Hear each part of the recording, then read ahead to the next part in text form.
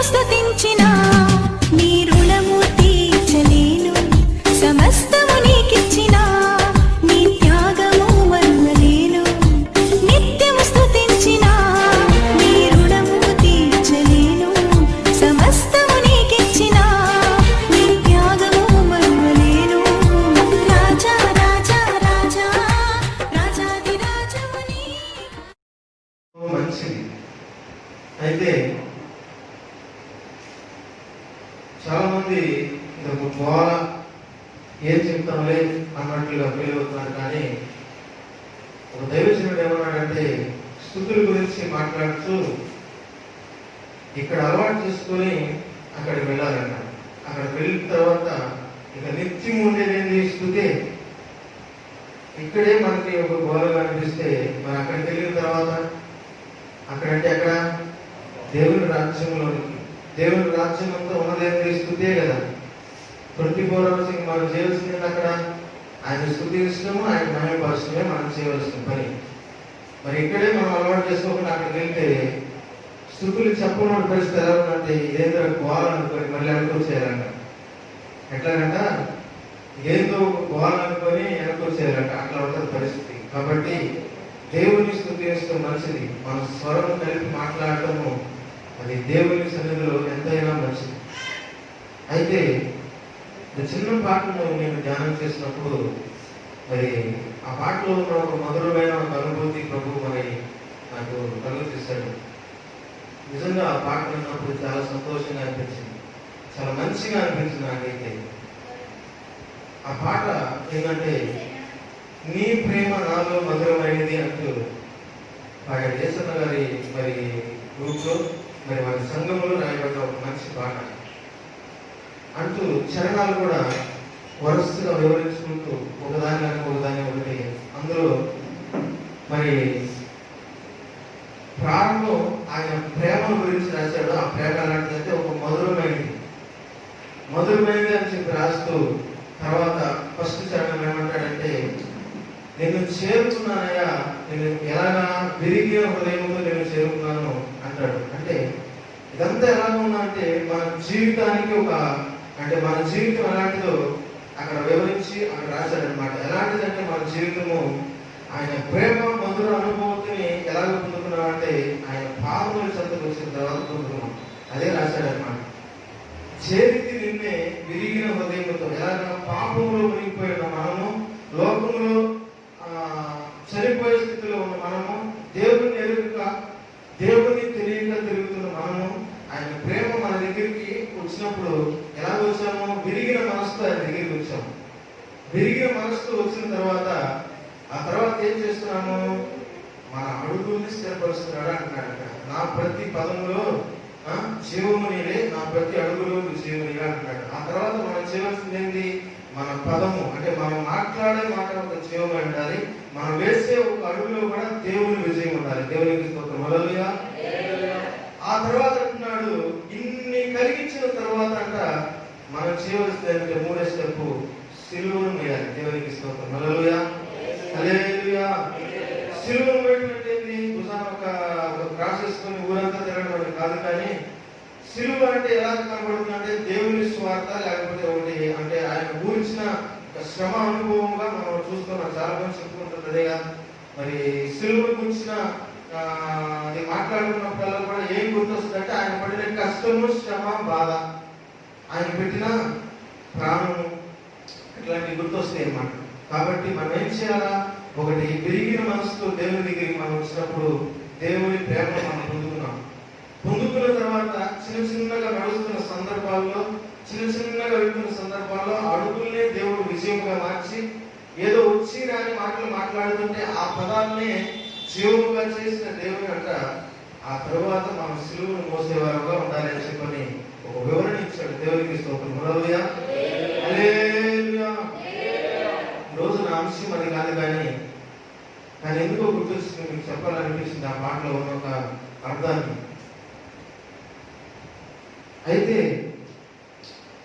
అయితే ఈరోజు నా అంశం ఏంటంటే, దేవుని బిడ్డలారా, దావీదు భక్తుడు ఒక మాట అంటున్నాడు. మనుష్యుని చూసి దావీదు భక్తుడు ఒక మాట అంటున్నాడు, ఆయన కలుగు చేసిన సమస్తము అంట చూసినప్పుడు దావీదు ఒక మాట అంటున్నాడు అక్కడ కీర్తన గ్రంథం 7వ అధ్యాయం 5వ వచనంలో. మనుష్యుల గురించిన ఒక మాట దావీదు గారి హృదయంలో కలిగినప్పుడు ఈ లోకమంతటిని ఆయన చేసిన సమస్తమును ఆ యొక్క దావీదు గారు చూసినప్పుడు అంట మనుష్యుడు ఎట్లా ఉన్నాడంటే అసలు జ్ఞాపకం చేసుకోవడానికి కూడా యోగ్యత లేని వాడిగా ఉన్నాడు. దేవునికి స్తోత్రం. హల్లెలూయా. అస్సలు జ్ఞాపకం చేసుకోవడానికి యోగ్యత లేని వాడు మనుషుడైతే అక్కడ కింద ఒక మాట అంటాడు, నీవు ఆయన కంటే కొంచెం తక్కువగా చేశావు అంటాడు. ఎలాగంట? కొంచెం తక్కువగా చదువుదామా? చదువుకొని ప్రార్థన చేసుకొని వాక్యంలోకి వెళ్దాం. కీర్తన గ్రంథం 8వ అధ్యాయము 5వ వచనం. నీవు నరపుత్రుని దర్శించుటకు 4 నిమిషాలు మొదటి 4. నీ చేతి పని అయిన నీ ఆకాశములను నీవు కలుగు చేసిన చంద్ర నక్షత్రములను నేను చూడగా నీవు మనుషుని జ్ఞాపకము చేసుకొనుటకు వాడేపాటి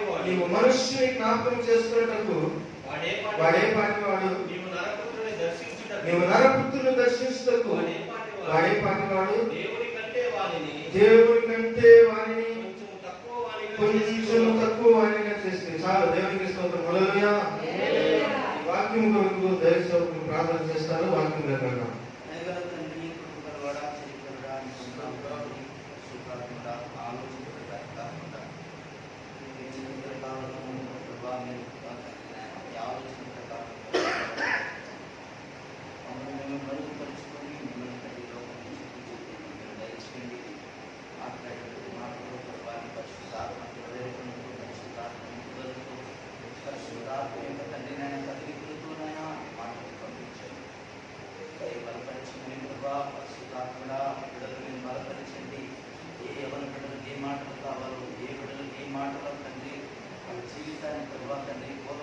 మారుస్తుందో ఆ మాటలు మీరు మాట్లాడమని మరి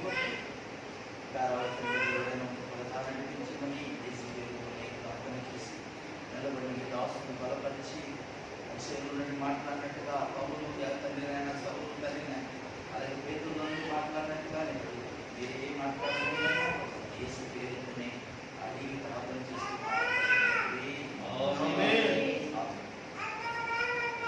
దేవునికి స్తోత్రం. హల్లెలూయా.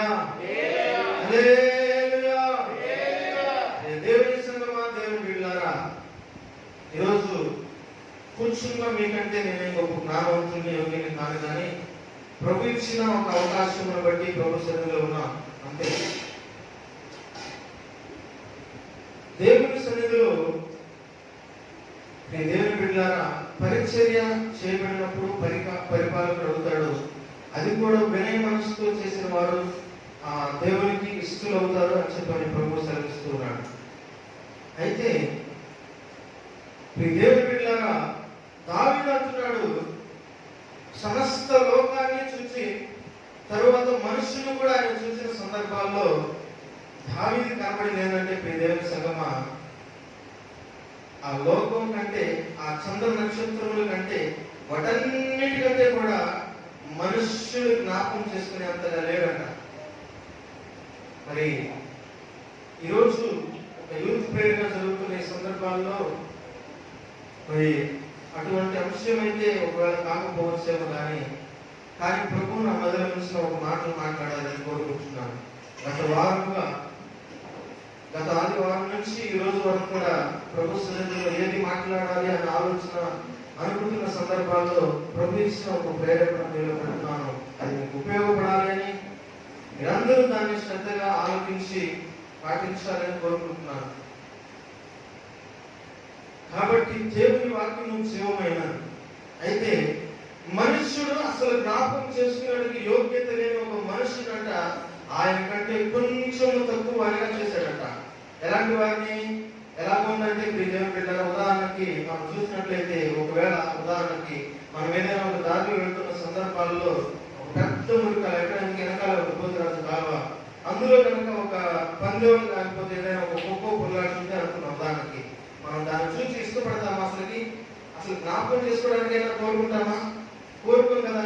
కాకపోతే అట్లా కనబడ్డాడంట. మనిషి దావీదుకి అలా కనబడినప్పుడు ఈ దేవుని సంఘం ఆ దావీదు ఒక మాట అంటున్నాడు, మేము అలాంటి వారమైన సందర్భాల్లో నీవు మమ్మల్ని జ్ఞాపకం చేసుకుంటూ మాత్రమే కాక నీకంటే కొంచెం తక్కువగా చేసావు అంటున్నాడు. దేవునికి స్తోత్రం. హల్లెలూయా.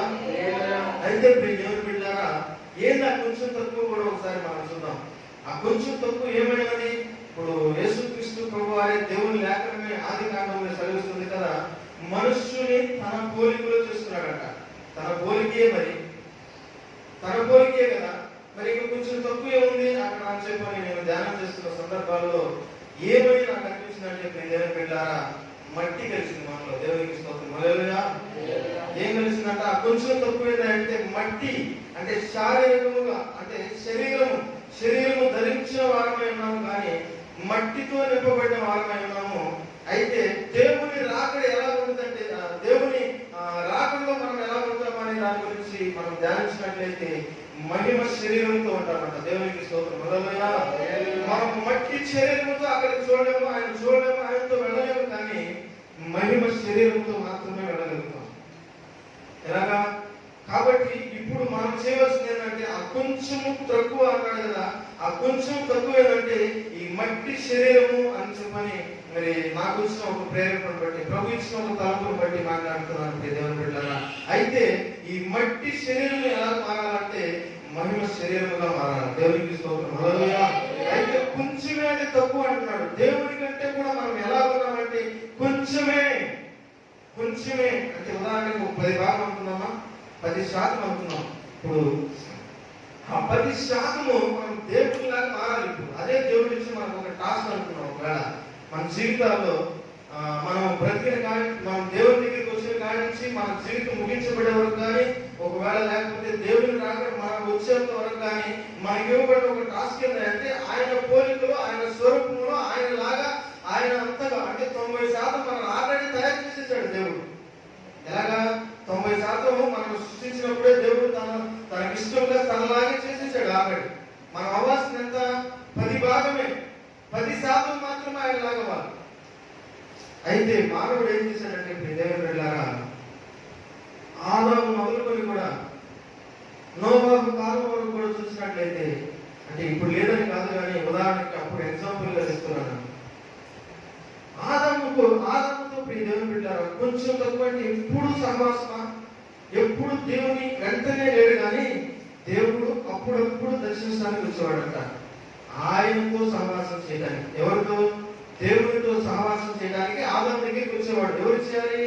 ఆదాముకి దేవుని సహవాసము, అలాగే తన బిడ్డలతో ఉండటానికి దేవునికి ఇష్టమైంది కాబట్టి దేవుడు తన సహవాసానికి, మరి తన దగ్గరికి ఏదైనా కానీ ఆదాము దేవునితో మాట్లాడడానికో, దేవుడు ఆదాముతో మాట్లాడడానికి 2 విధాలుగా చూసుకున్నట్లయితే దేవుడే తన దగ్గరికి వచ్చేవాడు. కొంచెం గొప్ప ఉంటే ఏంటంటే ఎడబాటు ఉంది కొంచెం, అంటే దేవుడు ఎలాగంటే ఆయన సింహాసనం మీద ఉండేవాడు, ఇక్కడ వీళ్ళు ఒక తోటలో ఉండేవాడు, ఒక మందిరం అనుకుందాం. ఇప్పుడు ఆదివారం రోజు మనం వస్తున్నాం కదా, అలాగే ఈ మధ్యలో గ్యాప్ ఉన్నట్లుగానే కొంచెం గ్యాప్ అనుకున్నాం.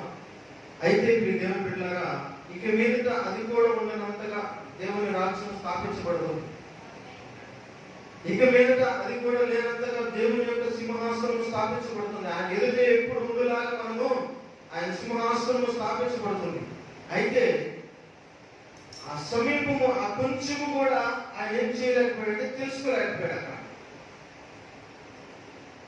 మనం ఇంకొంచెం ఎదిగితే చాలు, ఇంకొంచెం దేవుని స్తుతిస్తే, ఆయనతో ఇంకా సహవాసముగా మెలిగితే, ఇంకా కొంచెం సమీపముగా వెళ్ళగలిగితే, ఆయన రాకముందే మనం ఆయన పిలిస్తే బాగుండు అన్నంత తలంపు ఆయనకి లేకుండా పోయింది దేవుని బిడ్డలారా. అయితే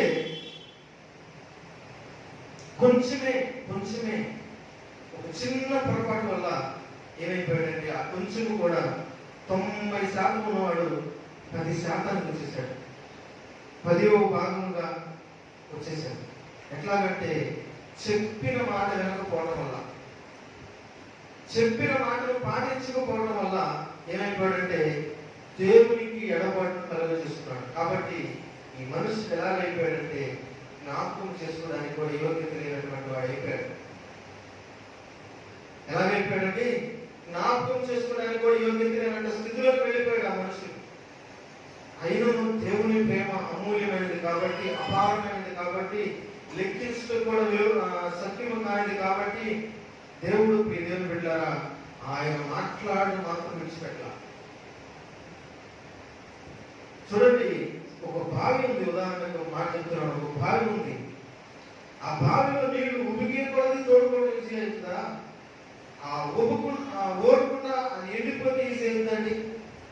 మానవ జీవితం కూడా అది యవనస్తుడు కావచ్చు, వృద్ధుడు కావచ్చు, లేకపోతే ఎవరైనా కావచ్చు, కానీ మానవ జీవితం ఎలా ఉందంటే ఎండిపోతూ ఉంది. నేను ఎండిపోతున్న జీవితం అయిపోతుంది, కానీ ఉబికే జీవితము, ఓటనిచ్చేంత జీవితంగా కాలేకపోతున్నారు జనాంగం. ఎవరు అన్యులు అంటే అన్యులు మాత్రమే కాదు, కానీ దేవుని జనాంగంగా కనబడుతుంది. కారణం ఏంటి? కారణం ఏంటంటే దేవుని బిడ్డలారా, లోకం ఒకటే, ఇంక అంతకు మించింది ఏం లేదు. అసలు ఒక మాట అంటున్నాడు, చంద్ర నక్షత్రములు, సూర్య చంద్రులు, లేకపోతే ఇంకా ఆకాశము, భూమి, సమస్తము, ఇంట్లో ఉన్న అన్నిటికంటే కూడా మానవుడు జ్ఞాపకం చేసుకోవడానికి యోగ్యత లేని వాడైతే ఆయన కంటే కొంచెం తక్కువ వారిగా చేశాడు. ఆయన స్వరూపంలోనే చేశాడు. దేవునికి స్తోత్రం, హల్లెలూయా. కానీ మానవుడికి అయితే ఒకవేళ దేవుడు అది చేసిన ఏమన్నా అతని దృష్టిలో ఎక్కువగా కనబడిందేమో నాకైతే తెలియదు, కానీ వీటన్నిటికంటే కూడా నన్ను చేశాడన్న ఒక గర్వం కనబడిందేమో నాకు తెలియదు. కానీ దేవుని బిడ్డలారా, మనకిచ్చిన ఆధిక్యము మరి ఎవరికి ఇవ్వాలి? ఒక చోట ఆది కాండంలో అంటాడు కదా, ఈ తయారు చేసిన చెట్లు, పుట్టలు, ఈ పక్షులు, లేకపోతే పాములు, జంతువులు, అవన్నీ కూడా అక్కడ రాయబడి ఉంటుంది కదా, మానవుని పాదముల కింద వాటిని నిలబెట్టాడంట. మానవుని పాదముల కింద వాటిని నిలబెడితేనంట దేవుని బిడ్డారా, అవన్నీ దేవుడు ఒక అధికారుగా వాటన్నిటి మీద అధికారం ఇస్తే ఒక చిన్న పాపము ద్వారా, ఒక చిన్న పొరపాటు ద్వారా, ఒక చిన్న మిస్టేక్ ద్వారా ఏం చేస్తున్నాడంటే దేవునికి దూరం అవడానికి ఇష్టపడుతున్నాడు, కానీ సమీపముగా కావడానికి ఇష్టపడుతున్నా. ఎలా ఉన్నారంటే ప్రతిదీ కూడా ఆయన పాదముల కింద, ఎలాగా దేవుని పాదముల కింద కావాలంట, మానవుని పాదముల కింద ఉంచాడంట. మానవుని పాదముల కింద ఉంచితే అవన్నీ కూడా వీడు చేసిన పాపమును బట్టి, వీడు దూరం అయిపోయిన తత్వమును బట్టి అవన్నీ నేను తిరగబడుతున్నాయి. సింహం తిరగబడుతుంది, కుక్క కూడా నిలబడుతుంది ఆఖరికి. కారణం ఏంటంటే లోకముని ఎక్కువగా ఇష్టపడటమే, లోకముని ఎక్కువగా ఆశిష్టమే, లోకముని ఎక్కువగా సహవాసం చేయటమే, లోక సంబంధమైన సహవాసానికి ఇష్టపడుతున్నారు, ఆ సాంగత్యానికి ఇష్టపడుతున్నారు, కానీ దేవునితో జీవించడానికి ఇష్టపడటంలా. దేవుడు మన దగ్గరికి వస్తున్నాడు, ఆయన రాకముందే పిలిస్తే ఎంత సంతోషంగా ఉంటుందండి. దేవునికి స్తోత్రం, హల్లెలూయా, హల్లెలూయా. ఆదాము ఆ పని చేసింది ఎంత బాగుండేది. ప్రభువా ఉదయం ఒకసారి వస్తున్నావు, మధ్యాహ్నం ఒకసారి వస్తున్నావు, సాయంత్రం ఒకసారి వస్తున్నావు, ఇంకా రాత్రి వస్తున్నావు, మళ్ళా కనపడలేదు కదా ప్రభువా. మరలా నీతో నేను చూడాలని, నీతో గడపాలని, నేను ప్రభువా ఆయన పొందుకోవాలని, నీ మాట వినాలని, నీ స్వరం అంటే ఎంత మాధుర్యంగా ఉన్నదని చెప్పని ఆశించలేదు, కానీ లోకాన్ని ఆశపడుతున్నారట. నీ దేవుని సంగమా, నీ దేవుని బిడ్డలారా, దేవుని రాకడ గురించి కొన్ని వందల సంవత్సరాలుగా బోధించబడుతుంది. ఇంకా చెప్పాలంటే కొన్ని వేల సంవత్సరాలుగా బోధించబడుతుంది. యేసుక్రీస్తు ప్రభువారు రాకముందు నుంచి కూడా ఏమని బోధించబడుతుందంటే ఈ భూమికి అంతమనేది ఒకటి ఉన్నది, మానవుని అంతమనేది ఒకటి ఉన్నదని తెలియపరచబడుతుంది. కానీ దేవుని బిడ్డలారా, ఇంకా ఇంకా ఇంకా ఈ మానవుడు కూడా లోకానికి ఎక్కువగా ఇష్టపడుతున్నాడు. అందుకే దేవుడు అంటున్నాడు కదా, ఈ మానవుడిని చేసినందుకు నేను సంతాపడుతున్నాను అంటాడు. అడుగుతున్నాడు. ఇప్పుడు నోవాహు కాలం అంటాడు ఆ మాట. ఈ మానవుని చేసినందుకు నేను సంతాపడుతున్నాను, ఏడుస్తున్నాడంట, దుఃఖపడుతున్నాడంట. ఎందుకు?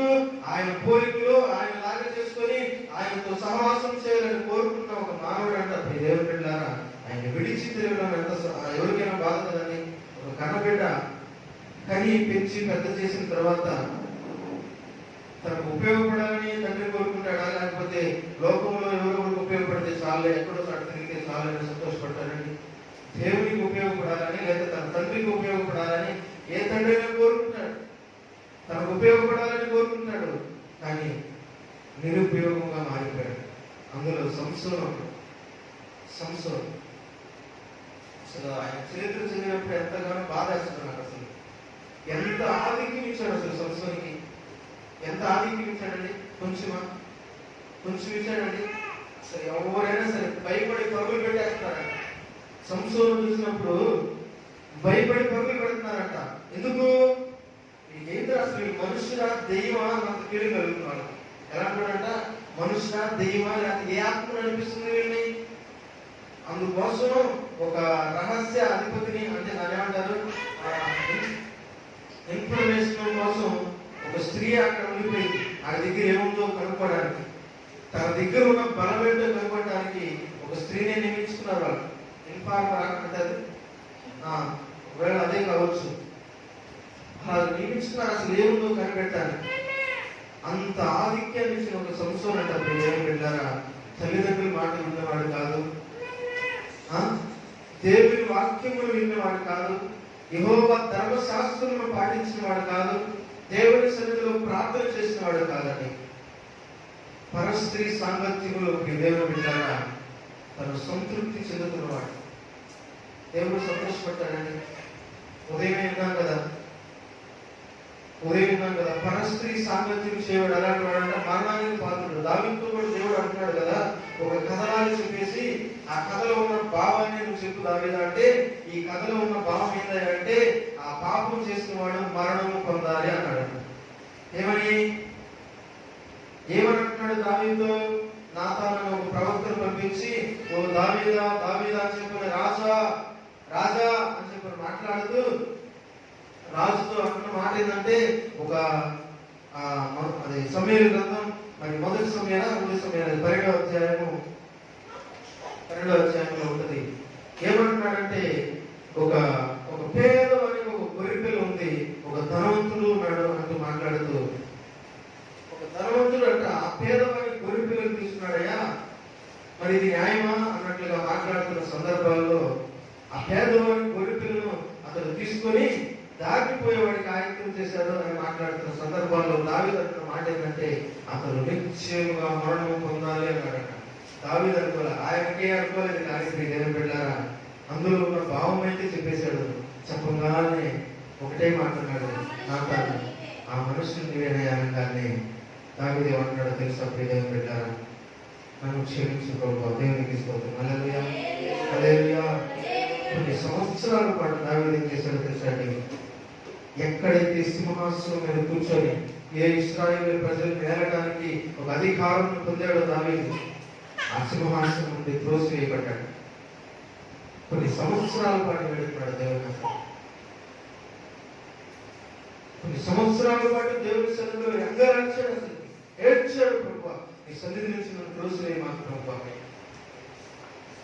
ఒకవేళ అదే పశ్చాత్తాపము ఆదాములో ఉంటే, అదే పశ్చాత్తాపము కయ్యూలో ఉన్నట్లయితే, అదే పశ్చాత్తాపము సంసోనులో ఉన్నట్లయితే ఇంత జరిగేదంటే దేవుని బిడ్డలారా. కాబట్టి దావీదు పశ్చాత్తాపడ్డాడు. దావీదు దేవుని కోరుకున్నాడు, మరలా దేవుని కోరుకున్నాడు, ప్రభువా నేను చేసింది పొరపాటు, ఈ లోకంలో నేను చేసిన పాపము లేదు అన్నట్లుగా మారిపోయింది, మరణానికి పాత్రుడు కావాల్సిన నేను ఈ ఒక్క మారు నన్ను క్షమించు అన్నట్లుగా ప్రాధాన్యపడ్డాడు. ఈ ఒక్క విషయంలో మరి ఎన్నడూ పాపం చేయని ప్రభువాన్ని వాగ్దానం చేశాడు. అట్లాగే దేవుడు దావీదును క్షమించాడు. ఒకటే ఆలోచించేది దేవుని సంగమా, ఏదైతే మనం ఆశిస్తున్నామో అది దేవుడే ఉండాలి.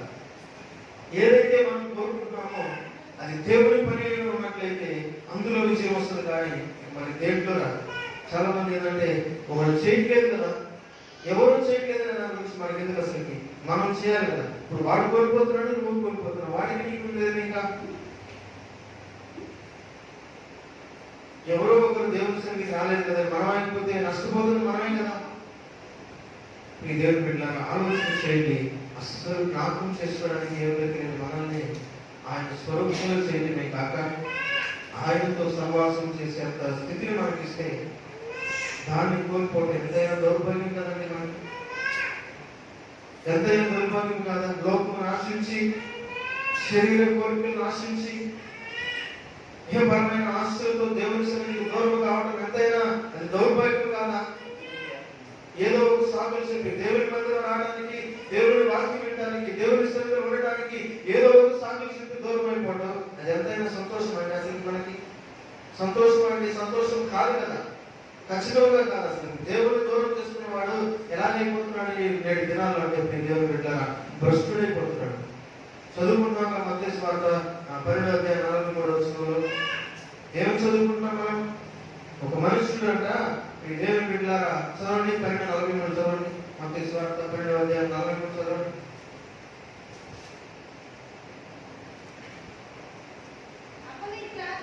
అపవిత్ర ఆత్మ ఒక మనిషిని వదిలిపోయిన తర్వాత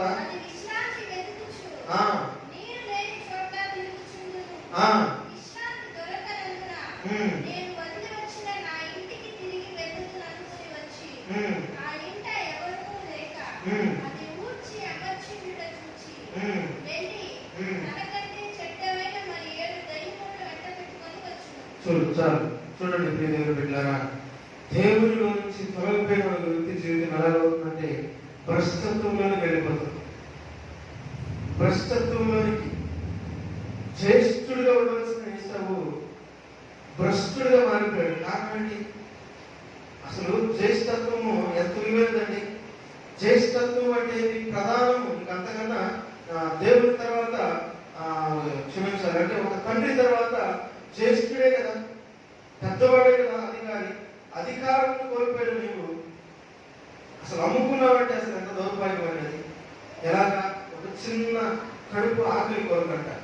ఒక దైవజనుడు చెప్పిన ఒక మాటను ఇంత పంచుకోవాలని ఆశపడుతున్నాను. శ్రీకాకుళం అయ్యేలో అంట ఈ దేవుని బిడ్డలారా అన్నంలో నీళ్లు పోసుకుంటున్నాడట.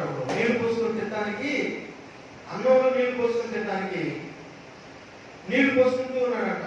ఒక దైవజనుడు చూసి అన్నాడట, ఏంటిరా నీళ్లు పోసుకుంటున్నావు అందులో అన్నాడట. నీళ్లు పోసుకోకపోతే తినేది ఎట్లాగా అంటాడట. ఆయన అంటున్నాడు, పోస్తే తినేది ఎట్లాగా నేను అంటున్నాను, పోయిపోతే తినేది ఎట్లాగా అంటున్నావు అంటే అదే ఒక మంచి భాగ్యంగా వాడికి కనబడిపోయిందట. నీళ్లు పోసి తినేది ఎట్లాగా అంటుంటే అంతలోనే సంతృప్తి చెందుతున్నారు. ఆ నీళ్లు కోసం దొరికితే చాలు అనుకొని వాళ్ళు సంతృప్తి చెందుతున్నారు అంటూ ఆ మాట చెప్తా దైవజనుడు ఏమన్నాడంటే దేవుని బిడ్డారా, యేసవు వాడి కనీసం ఆలోచన బాగుండేది కదా, తన జ్యేష్ఠత్వం నిలుపుకోగలిగేవాడు అన్నాడు. చాలా మంది దేవుని బిడ్డారా దేవుని సన్నిధి అంటే ఏదో ఆశ్రమాశగా పెరుగుతున్నారు, కానీ దేవుని సన్నిధికి వచ్చి దేవుని పని చేస్తే మనకెందుకు లేని వదిలేస్తున్నారు. కానీ దేవుని బిడ్డారా అది ఎంతో గొప్ప భాగ్యం అండి. అది ఎవరు పడితే వాళ్ళకి ఇస్తారు. అసలుకి జ్యేష్ఠుడైన యేసవు కోల్పోయినట్లుగానే ఈరోజు మనం కూడా దేవుని సన్నిధి కాకుండా కోల్పోతున్నాం. ఆ జ్యేష్ఠత్వం కోల్పోతున్నాం. పరుగు పందెంలో పరిగెత్తే ప్రతి ఒక్కరు విజయం పొందలేడుగా. మరి మనం బాగా పరిగెత్తేనే కదా, వాడందరికంటే పరిగెత్తేవాడి కన్నా కూడా మరి చక్కగా వాడికంటే అధికంగా పరిగెత్తగలిగితేనే కదా మనం విజయం పొందేది. ఒక్కడే కదా విజయం పొందేది పరుగు పందెంలో కూడా. అదే మాట్లాడతాడు పౌలయ్య గారు. దేవుని బిడ్డలారా ఆలోచన చేయండి. గృహ నిర్వాహ తత్వంలో అంట అందరూ సమానులు కాదంట. అందరూ సమానులు అయితే, శరీరంలో ఉన్న అవయవాలన్నీ సమానులు అయితే మరి కన్ను ఎక్కడ? చూస్తే ఎలా? అంతా ఒకటైతే చూస్తే ఎలా? మాట్లాడితే ఎలా? చేతితో పని చేయడం ఎలా అంటాడు. అట్లాగే దేవుని బిడ్డలారా దేవుని మందిరంలో కూడా రకరకాల మనుషులు ఉంటారు, రకరకాల జాతులు కలిగిన వారు ఉంటారు. కాబట్టి దేవుని సన్నిధిలో ఉన్న మనం దేవునికి ప్రాధాన్యత ఇవ్వాలి. లోకంలో ఉన్న నిన్ను తీసి ఇలాగే చెప్తున్నాను కదా, ఒక పాట పాడుతున్నాను కదా, ఆ పాటలో ఉన్న అర్థం చూస్తున్నాను కదా, అందుకే చెప్పాను. ఈ సందర్భం వస్తుందని ముందుగా చెప్పాను అనమాట. ఆ మాటను బట్టి విరిగిన మనసుతో ప్రారంభంలో వచ్చిన ప్రకారంగానే నీ అడుగును స్థిరపరిచిన దేవుడు, నీ మాటను ఒక జీవంతో నింపిన దేవునికి నువ్వు ఎలా ఉండాలంటే ఆయన సిలువను మోయాలి. ఆయన సిలువను మోస్తే నీకు అక్కడ రాజ్యం, కానీ తప్పించుకుని తిరిగితే దేవుని రాజ్యంలో నీకు స్థానం ఉండదు. ఈ లోకంలో నన్ను ఒప్పుకుంటే తండ్రి దగ్గర ఒప్పుకుంటా అన్నాడా? ఒప్పుకోకపోతే తండ్రి దగ్గర ఒప్పుకుంటా అన్నాడా? నన్ను ఒప్పుకుంటే నేను నా తండ్రి దగ్గర నిన్ను కూడా ఒప్పుకుంటాను అన్నాడు. అలాగే ఆయన పని చేస్తే ఒక స్థానం ఇస్తాడు. మంచి పోరాటం పోరాడాను అన్నాడు పౌలయ్య గారు. ఏమన్నాడు? పోరాటం పోరాడాను, నా కొరకు ఏమన్నా చెప్పండి గట్టిగా.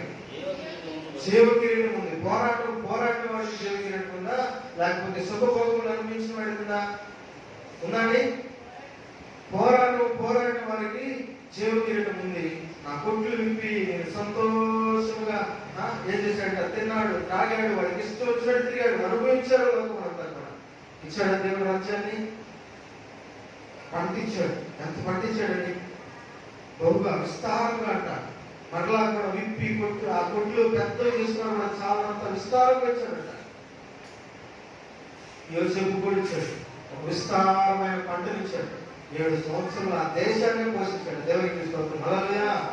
అటువంటి ఆత్మ కలిగిన వారు మనం ఉండాలి. కానీ మనమే తిని, మనమే తాగి, మనమే సంతోషపడి, మనమే దాన్ని సుఖించి, మన సంతోషాల కొరకు, మన వ్యసనాల కొరకు దేవుని దూరం చేసుకోవడం అది మనకు నష్టమే కానీ లాభం ఎంత మాత్రం కాదండి.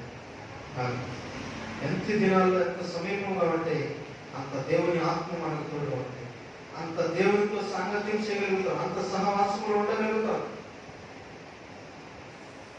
కాబట్టి ఇప్పుడు దేవుని బిడ్డలారా ఆలోచన చేయండి. అస్సలు జ్ఞాపకం చేసుకోవడానికి కూడా ఏం తెలియదు. మన బ్రతుకులను ఎలా చేశాడంట?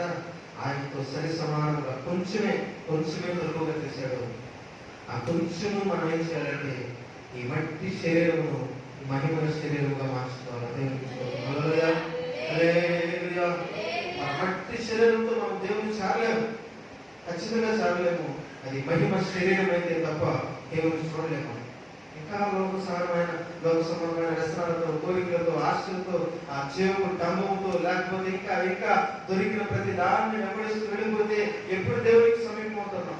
ఆయన మహిమలో మనం ఎప్పుడు మనం నింపబడతాం? ఆయన మహిమతో ఎలా నింపబడతాం? ఆయన మహిమలో ఎలా మారగలుగుతాం? మనం ఎప్పుడు మారగలుగుతాం? దేవుని బిడ్డ ఆలోచన చేయండి.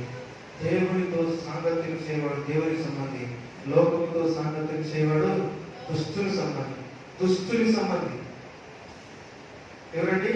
దుస్తుని సంబంధి. నువ్వేం తెలుసుకుని ఈరోజు ఎవరితో సాంగత్యం కలిగి ఉన్నావు?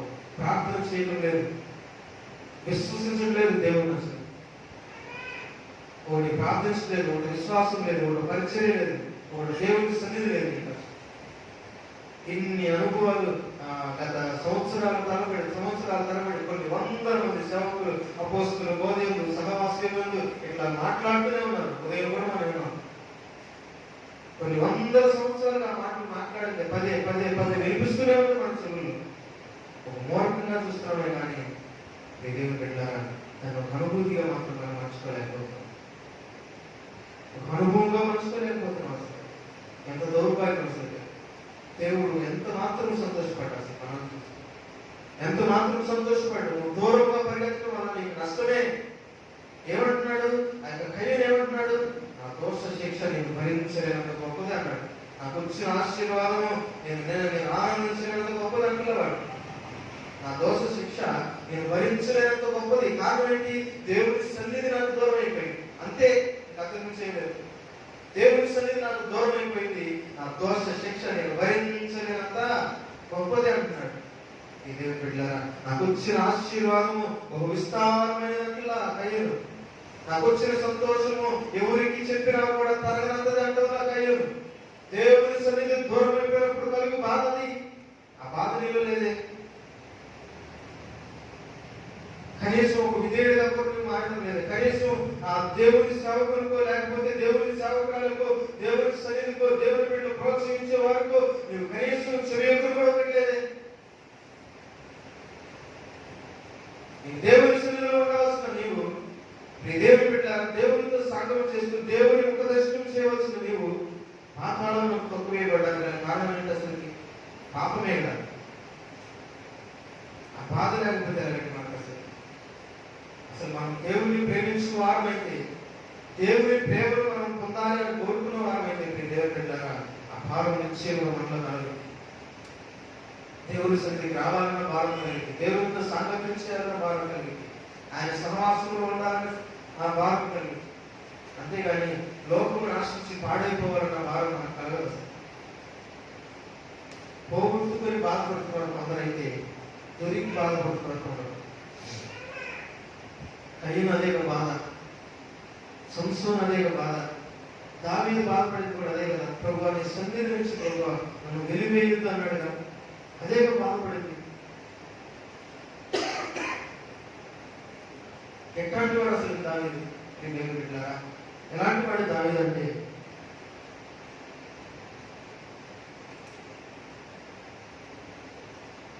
అస్సలు గెలవలేని కొన్ని 40 రోజులుగా ఇశ్రాయేలు పోరాడుతూనే ఉన్నారు. గులియాతు 40 రోజులుగా పోరాడుతున్న సందర్భాల్లో ఒకే ఒక విశ్వాసం ద్వారా ఇశ్రాయేలు జనాంగానికి విజయం కలిగించిన దావీదు ఆయన చూసిన కార్యాలు ఎన్ని కార్యాలు చేస్తాయి.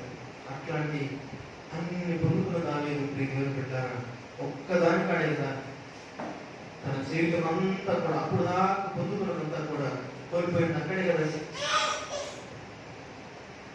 దేవుణ్ణి కాదు, తన కుటుంబాన్ని కోల్పోయాడా, తన సంతోషాన్ని కోల్పోయాడా, సింహాసనం కోల్పోయాడా, రాజుగా ఉండవలసిన స్థానాన్ని కోల్పోయాడు. ఎన్నిపోయినాయి అసలు?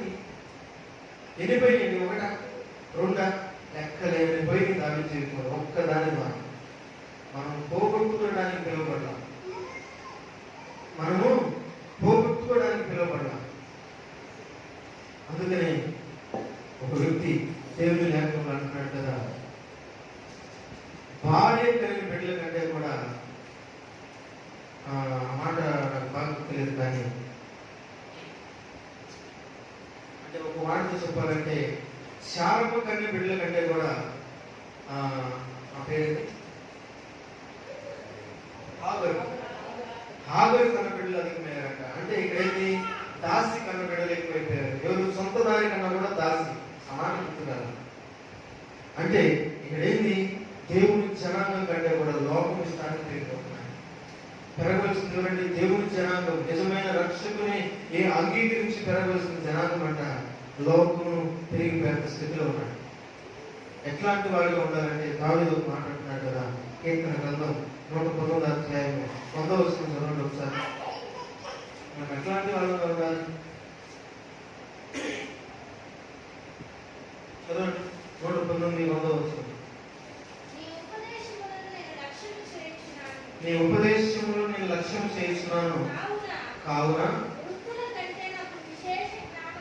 అయ్యో దేవునికి స్తోత్రం. హల్లెలూయా హల్లెలూయా హల్లెలూయా గట్టిగా హల్లెలూయా. ఎప్పుడు చెప్తున్న మాట అంటే ఇప్పుడు దేవుని బిడ్డలారా, దావీదు ఎవరి కాలంలో చెప్తున్న మాట ఇది, ఎవరి వయసులో చెప్తున్న మాట ఇది. తన ఎవరి వయసులో చెప్తున్న సందర్భంలో ఏమంటున్నాడంటే, నీ వాక్యమును, నీ లేఖనమును, నీ యొక్క ధర్మశాస్త్రమును ఇంకా ఇంకా నీకు సంబంధించిన ప్రతి దానిని నేను ధ్యానం చేస్తున్నాను కాబట్టి వృద్ధుల కంటే కూడా నేను జ్ఞానవంతుని అంటాడు. దేవునికి స్తోత్రం. హల్లెలూయా.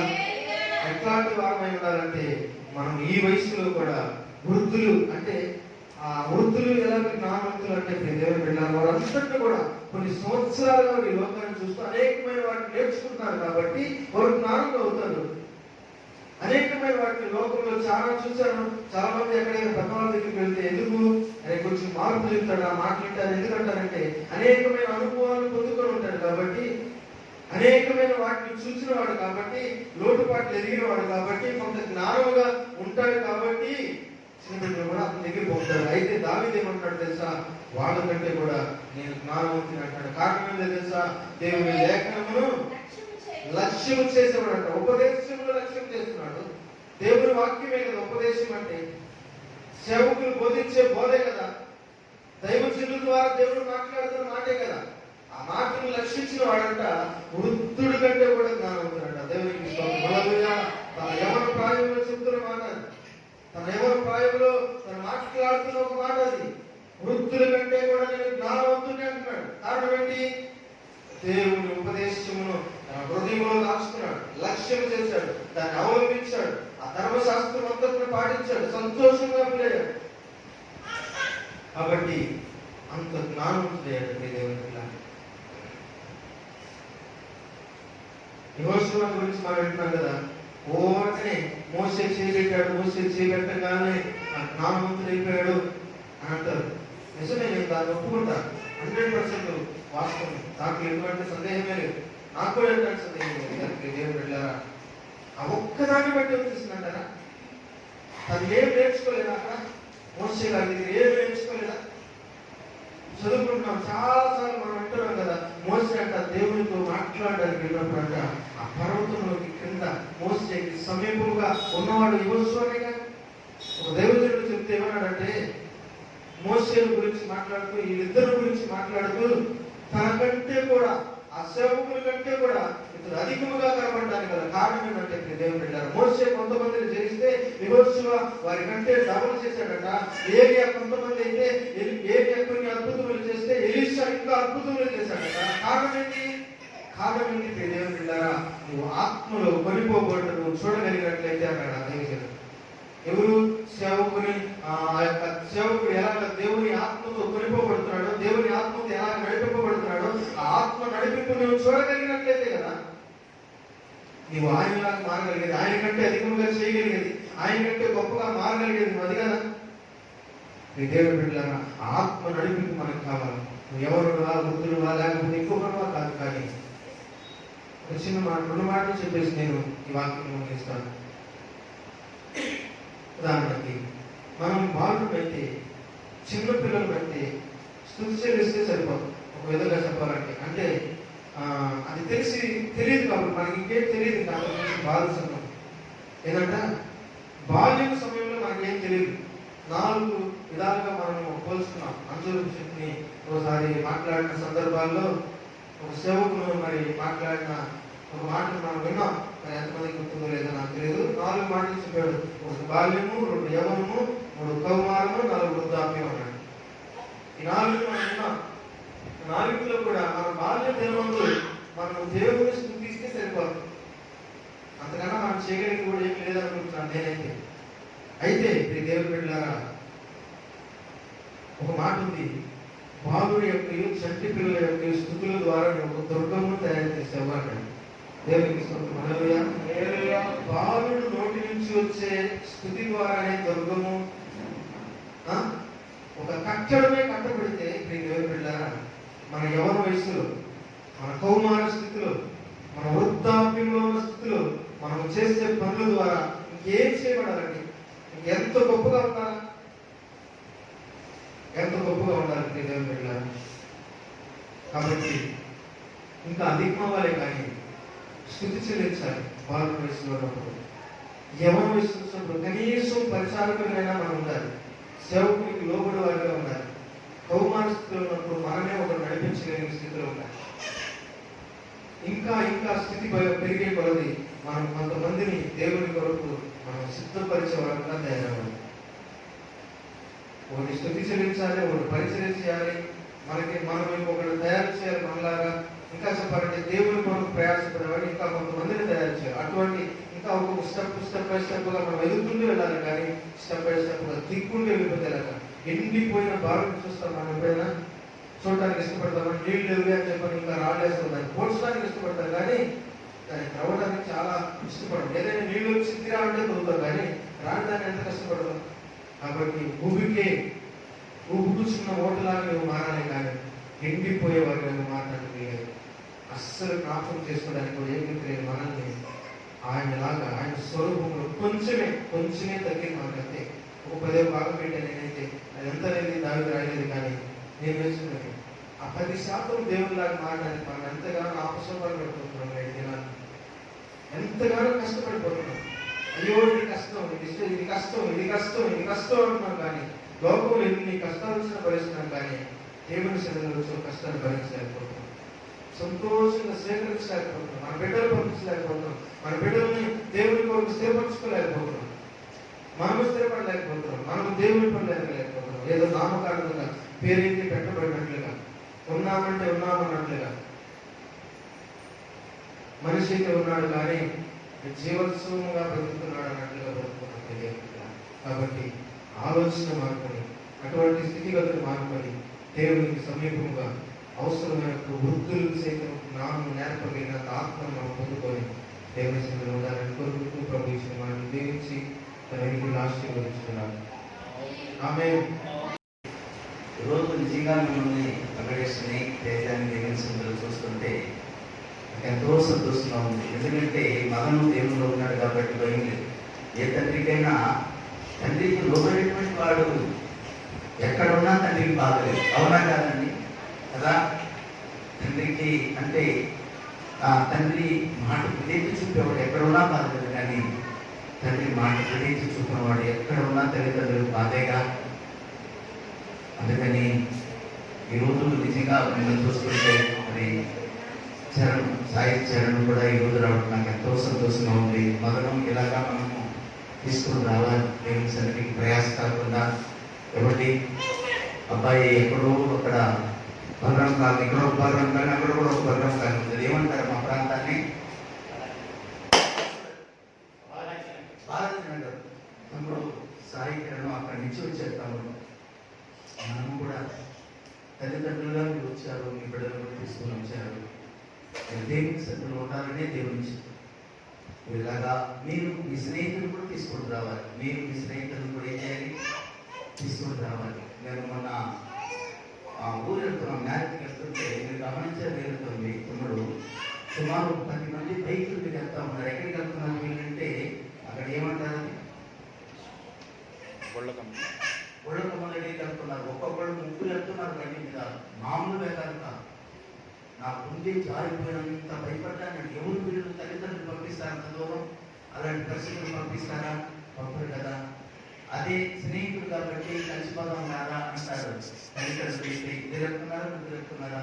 అసలు ఇంత దూరం వెళ్తున్నారు ఆలోచిస్తారు తల్లిదండ్రులు. ఎందుకంటే బిడ్డల మీద వాళ్ళు మన ప్రేమ. ఎవరి పిల్లలని గమనించాలి అమ్మా, ఎవరి బిడ్డలని గమనించాలి. కాబట్టి మీరు ఇలాగ దేవుని సన్నిధికి రావడము, దేవుని వారికి వినడము మాకు సంతోషమే కాదు, దేవునికి ఎక్కువ సంతోషం. మేము దేవుని సన్నిధిలో ఎదగడం, ఈ యవన కోరికలో యవన సన్నిధిలో వచ్చినప్పుడు మీరు దేవుని సన్నిధిలో ఉండడం దేవుడు ఎంతో సంతోషపడతాడని దేవుని సేవకునిగా ఆలోచిస్తున్నాను. మీరందరూ మంచి ప్రయోజనం కావాలనేటువంటిది మహాకాంక్ష, మా కోరిక. ఎప్పుడు ప్రయత్నం అవుతారంటే దేవుని వాక్యం వినరుగా, దేవుని మాటలు ఇవన్నీ ఎవరు నామంటారంటే దేవుని వాక్యం అభ్యాసం చేసేవారు, దేవుని వాక్యం వినేవారు. కాబట్టి మీరందరూ దేవుని సన్నిధికి రావాలని. ఈ లోకంలో మనం ఉంటే ఈ లోక సంబంధమైన దానివల్ల మనకి ఏ ప్రయోజనం లేదు. దేవుని సన్నిధికి వస్తే ఎవరికి వెళ్ళడం నామం పొందడం వాడు దేవుని అడగాలని దేవుని సాధిస్తుంది. దేవుని సన్నిధికి వస్తూ ఉంటే దేవుడు విడిచిపెట్టాడు. మనకి ఎప్పటికీ దేవుడు విడిచిపెట్టాడు. అనేక సార్లు చెప్పాను, మళ్ళా చెప్తున్నాను. ఒక సహోదరుడు 32 సంవత్సరాలతో ఏమో అతనికి ఉద్యోగం వచ్చింది. ఎప్పుడు పాస్టర్ వెంటే ఉండేవాడు, ఎప్పుడు పాస్టర్ వెంటే ఉండేవాడు, బైబిల్ చదువుతూ ఉండేవాడు. ఎస్కోల్ ప్రార్థన మందిరానికి వెళ్తారు ఆయన. నేను అనుకున్నవాడు ఇంత ఆత్మీయంగా ఉన్నాడు, ఇంత బైబిల్ చదువుతున్నాడు, ఎందుకని ఇంత లేదని అనుకున్నాను. కానీ దేవుడు తన నమ్మినటువంటి బిడ్డలకి మూడు అన్యాయం చేయడు. దేవునికి స్తోత్రం. దేవుని సరుకునిగా ఒక తండ్రి స్థానంలో నుండి ఒక అంకులుగా, ఒక దైవదాతగా నేను చెప్తున్న మాటనండి, మీరు అన్ని విధాలుగా దేవుడు మిమ్మల్ని ఉన్నత స్థితిలో మీకు అన్ని విధాలుగా దేవుడికి ఇష్టమైన జీవితం మీరు జీవిస్తే మీరు అడగకపోయినా దేవుడు అన్ని మీకు దయచేస్తాడని ఒక దేవుని సేవకునిగా మనం చేస్తూ మీరు దయచేసి మరి ప్రతి ఆదివారం 1 గంట సేపు దేవుని మందిరానికి వచ్చి మీరు మీ స్నేహితులు తీసుకురండి. భక్త సింగ్ గారు ఆయన ఇంజనీరింగ్ చదువుతున్నప్పుడు విదేశాలు ఎవరు మీలాంటి స్నేహితులే ఏం సినిమాకు తెలుస్తుంటే ఎవరే ఒకసారి నాకు ప్రార్థన మందిరానికి కదా, నేను నీకు ఒక సినిమాకి వస్తానన్నాడు. అలా ముందు ప్రార్థన మందిరానికి ఆయన నడిపించారు. కొన్ని లక్షల మందికి దేవుడు అతని మార్గం చూపడానికి భక్త సింగ్ గారికి దేవుడు సహాయము చేశారు. 24 గంటలు ఎక్కువగా మోకాళ్ళ మీద బైబిల్ చదువుతూ ఉంటారు. గొప్ప ప్రసిద్ధుడి కాదని ఆయనకి ఇష్టంగా జీవిస్తాం. మనకి ఏం కావాలని అంటే చెప్పేస్తాడండి. ఆయనకి ఇష్టమైన పిల్లలుగా మనం జీవించాలని ఆకాంక్ష. మనైతే మా అమ్మాయి ఏం చేసింది, మరి ఒరే నీకోసమే కదరా దేవుడు ఇంత ప్రయాసపడుతుందని ఏం చేసింది. మనకు భారం రావాలి. దేవుని సన్నిధికి మనం ఏం చేయాల్సిన పని లేదు. మేము వచ్చి దేవుని మాట విని నడిచాలి. మేము ఎలా నడిపించాలి, ఆయనే మార్గాన్ని చూపిస్తాడు, ఆయనే మీకు నామం దయచేశాడు. ఈరోజు నిరాశలో నిస్పృహలో తప్పుడు పరిశుద్ధాత్మ దేవుడు నీకు ఒక విషయం చెప్తున్నాడు. దేవుని పరిచయలో మనను నీతోనే దేవుడు చెప్తున్నాడు. దేవుని సేవలో దేవుని పరిచయలో దేవుడు నీకు వాడుకోవాలని ఇంతకు ముందు కూడా మాట్లాడాను, ఇప్పుడు కూడా దేవుడు మాట్లాడుతున్నాడు.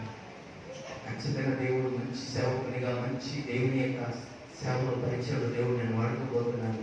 దేవుని సన్నిధిలో బాగా ప్రార్థించి దైవ చిత్తానుసరణలో ఆయన సన్నిధిలో మనం నమ్మకంగా ఉన్నప్పుడు ఇప్పుడే యెహోషువ గారి గురించి మనం విన్నాం కదా. యెహోషువ గారు అక్కడ పైన కొండ మీద ఆయన ప్రార్థన చేస్తుంటే ఆ కొండ దిగువన ఈయన కూడా కలిసి దేవుని సేవకునితో కలిసి ప్రార్థన చేశాడు. దేవుడు మర్చిపోయాడా? తన అన్న ఎవరైనా ఆహారం కదా ఎవరిని అంటే యెహోషువ తర్వాత అంటే మోసే తర్వాత ఆయనకేగా పరిచయం అప్పగించాలి. నాయకత్వాన్ని ఎవరికి అప్పగించారు? దేవుడు ఇంకోసారి యెహోషువ గారికి అప్పగించారు. అంటే వారసత్వం కాదు, దేవుని పని. పిల్లల నమ్మకత్వం దేవునికి స్తోత్రం కలుగును. అదే కృప, అదే సన్నిధి, అదే ఆత్మ మీ అందరికీ తోడుగా బాగా ప్రార్థించి బాగా బైబిల్ ధ్యానించి మీరు ఖాళీగా ఉన్నప్పుడు వ్యర్థమైన దాన్ని దయచేసి పక్కన పెట్టేసి సెల్ ఫోన్ ఫుల్ స్టాప్ పెట్టి బైబిల్ చదవండి. దీంట్లో సర్వ సంపదలు దీంట్లోనే ఉంది. దేవునికి స్తోత్రం కలుగును. సర్వ సంపదలు మీకు ఏం కావాలో అన్ని దీంట్లోనే ఉంది. మీకు ఏది కావాలో మీరు ఈ రోజు నుంచి యవన బిడ్డలు మీకు చెప్తున్నాను. వెంకటేష్ తేజ ఈ రోజు నుంచి బైబిల్ చదవండి. బైబిల్ చదవండి. సర్వసత్యంలో మీకు ఆయనే నడిపిస్తాడు. దేవుని సన్నిధిలో నమ్మకంగా ఉండండి. ప్రార్థనకు రండి. మీరు ఒకసారి బైబిల్ చదువుకుంటూ ప్రార్థన చేసుకుంటారండి. మీ పరిస్థితి ఎలా మారుతుందో ఒకసారి మీరు ఆలోచించండి. పార్లమెంట్లలో దేవుడు మీకు ఒక సాక్షిగా వాడుకుంటాడు. దేవునికి అలాంటి సాక్షిగా కావాలని కోరుకుంటున్నాను. అలాంటి స్వరూపం, అలాంటి మార్పు దేవుడు మనకు కావాలని కోరుకుంటున్నాడు. అందరిలాగా మనం ఉండకూడదు. మనము ఒక ప్రత్యేకత కలిగి ఉన్నారు కదా. శరీరానికి మిశ్రమ దాన్ని ఎలా ఉన్నారు? ఒక ప్రత్యేకంగా ఉన్నారు. వాళ్ళు వేరుగా అంటే కలిసే ఉన్నారు, కానీ వాళ్ళ ఇష్టాలు వాళ్ళ ఆశలు అన్ని వేరుగా ఉంది కదా. దేవుడు వదిలిపెట్టారు, వదిలిపెట్టాల వాళ్ళ గురించి ఒక సృష్టిని అంటే ఒక గొప్ప విజయాన్ని దేవుడు ఇచ్చాడు. ఒకరోజు దేశము యెహోవాయే దేవుడు అని రాజు సైతం ఒప్పుకునేటట్టుగా దేవుడు చేశాడు. కారణం ఏంటంటే ఆ నలుగురు యవనస్తుల యొక్క ఉడబడిక, అదే ఉడబడిక మీకుంటే పార్లమెంట్ ప్రాంతాన్ని దేవుడు గొప్ప దేవుడు మన దేవుడిని మనం నిర్ణయించవచ్చు. పిల్లలు అనేక నమ్ముతారు. చిన్న ప్రార్థన, దయా ప్రేమ నీకు ఉండాలి. అవును ప్రభు, నేను నిమిత్తం మాత్రం నేనేమి చేయగలను. ప్రభా మీరే సంస్థమం చేయగలిగేవు. మాకు నేర్పండి. మా యవన బిడ్డలను నేర్పండి. 10-15 మంది ఉన్నారు ప్రభు సంఘంలో. యవన బిడ్డలను బలపరిచేయండి. వాక్య ధరలను బలపరిచేయండి. బిడ్డలు చదువుతున్నారు, మంచి జ్ఞానాన్ని దయచేయండి. బిడ్డలు చదువుతున్నారు, మంచి దేవుని దయచేయండి. వాళ్ళు చేసి తలపెట్టిన ప్రతి చదువులోని సరిగ్గా తోడుచేయండి. అయ్యా వాళ్ళ ప్రయత్నం అంతటినీ సఫలపరిచేయండి. వారి మార్గమును సరిచేయండి. వాళ్ళ ఆలోచనలు సరిచేయండి. ప్రభావ తలంపులను సరిచేయండి. మీకు ఇష్టమైనటువంటి జీవితాలు జీవించుకుని కృప దయచేయండి. మేమైతే పరిగెత్తలేము, మేమైతే తగ్గి ఏమీ కష్టపడి చేయలేము, కానీ ఆ బిడ్డలు అన్నింటికీ తగ్గి ఉపయోగపడతారు. అయ్యా తండ్రి వాళ్ళ తండ్రి సరిపోతారు. ఇవన్నీ ఎవరి బిడ్డలు పట్టుకోండి. మీ ఆత్మ చేత నింపండి. వాళ్ళకి కావాల్సిన ప్రతి అవసరతలు తీర్చండి. వాళ్ళ తల్లిదండ్రులు మీరు బలపరిచండి. ఇచ్చేది మా ప్రియ బిడ్డలందరి కొరకు ప్రార్థిస్తుంది. అయ్యా మదన్ కొరకు, వెంకటేష్ కొరకు, తేజ కొరకు ప్రభావ, సాయి కిరణం కొరకు ప్రభావ, అయ్యా సతీష్ కొరకు, శ్రీని కొరకు, సందేమ కొరకు ప్రభావ, ఇంకా మా ప్రియ బిడ్డలు ప్రభావ రావడం వాళ్ళని కూడా నడిపించి ఒక్కొక్కరిని కదిలించండి. ఒక్కొక్కరిని ప్రభావాన్ని రాజ్యం కట్టడానికి దాన్ని ప్రభావాలు వంతు తల్లి కృషి చేయడానికి నీకు దయచేయండి. కనుక మేము మా ప్రభావాలు నీకు చెల్లిస్తూ వాటి చెప్పిన దాసును బలపరచండి. ప్రభావాన్ని ఆత్మచేత నింపండి. చిత్తానుసరంగా మీరు బలపరిచండి. కొడుతలన్నీ వచ్చిన ప్రతి బిడ్డలందరినీ ప్రభా పాస్టర్ గారిని తండ్రికి కూడా మా ప్రియ సహోదరులు లక్ష్మి గారు ప్రభావ విజయం తండ్రి నిజముగా అందరినీ నాకు తెలుస్తున్నాం. నిశ్చితమైన రీతిగా బలమే అందరూ కలుసుకోవడానికి దయచి బదిలీ గారిని బలపరచండి. అలాగే విడిపించండి. శక్తి బలం ఆరోగ్యం ఇవ్వండి. వారు కొన్ని అవసరాలు వాళ్ళకు నాకు అన్నీ యేసు నామములో ప్రార్థన చేసి బిడ్డలను ఆశీర్వదించి పంపుతున్నాను తండ్రి. ఆమేన్. తండ్రి కుమార పరిశుద్ధాత్మ నీకు తోడు. జీవన బిడ్డలకు కుటుంబాలకు తోడుగా చిత్తానుసారంగా నడిపించుదురుగాక. ఆమేన్.